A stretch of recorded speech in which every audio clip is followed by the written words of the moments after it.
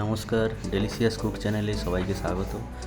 একই রকমের খাবার খেয়ে যদি বোর হয়ে যান তবে আজকের রেসিপিটা আপনার জন্য। আজ আমরা বানাচ্ছি একদম পারফেক্ট এবং সুস্বাদু মোগলাই পরোটার সাথে আলুর তরকারি।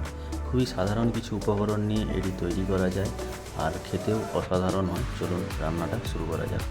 প্রথমে একটি পাত্রে 250 থেকে 300 গ্রামের মতো ময়দা নিলাম এবং তাতে একটু লবণ দিলাম,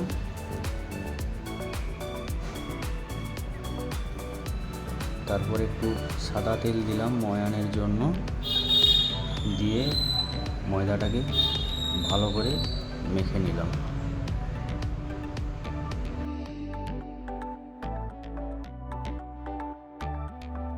এভাবে মুঠো করে দেখলে যদি এভাবে ডেলা টাইপের হয়ে যাচ্ছে তাহলে ভাববেন যে আপনার ময়দাটা ভালোভাবে মাখা হয়ে গেছে। এবার এটাতে একটু একটু করে জল দিয়ে ভালো করে মেখে নিতে হবে। এরপর সাদা তেল উপরে একটু মাখিয়ে 15 থেকে 20 মিনিটের জন্য রেস্টে রেখে দিতে হবে। এবার কেটে রাখা আলুগুলোকে প্রেসার কুকারে নুন এবং হলুদ দিয়ে দুটো সিটি মেরে বয়েল করে নিতে হবে। মশলার জন্য আদা ও রসুনকে মিক্সিতে ভালো করে পেস্ট করে রেখে দিলাম। এরপর কড়াই হালকা গরম করে সামান্য তেল দিয়ে দুটো শুকনো লঙ্কা দিয়ে একটু গরম হলে কেটে রাখা পেঁয়াজগুলো তেলে দিয়ে একটু নেড়ে নিতে হবে যতক্ষণ না পর্যন্ত ব্রাউন হচ্ছে।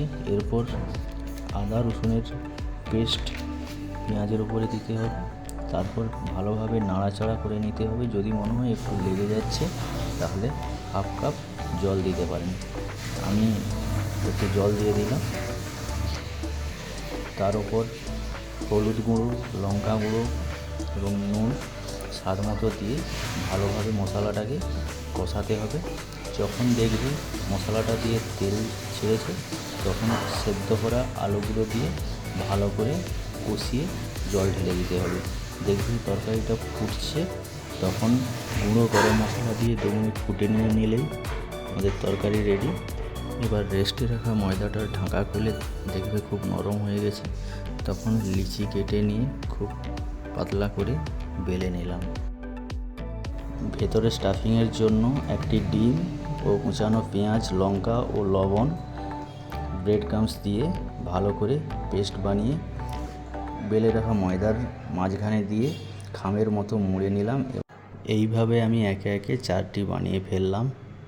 এবার ফ্রাইং প্যানে একটু বেশি করে সাদা তেল গরম করে একটা একটা করে তেলে ছেড়ে দিতে হবে এবং উল্টে পাল্টে ক্রিস্পি করে ফ্রাই করে নিতে হবে। দেখুন খুব সুন্দর। এবার মোগলাইগুলোকে যেভাবে কাটছি ওভাবে পিস পিস করে কেটে নেবেন। মোগলাই পরোটার সাথে আলুর তরকারি, স্যালাড ও টমেটো সস দিয়ে টেস্ট করবেন এবং কমেন্টে জানাবেন কেমন হয়েছে। ভালো লাগলে লাইক, শেয়ার এবং সাবস্ক্রাইব করবেন। Thank you. দেখা হচ্ছে পরের ভিডিওতে। যদি কোনো ভুল ত্রুটি হয়ে থাকে কমেন্ট বক্সে আপনারা অবশ্যই জানাবেন, তাহলে পরবর্তী ভিডিওতে নিজেদেরকে আমরা আরও ইমপ্রুভ করব।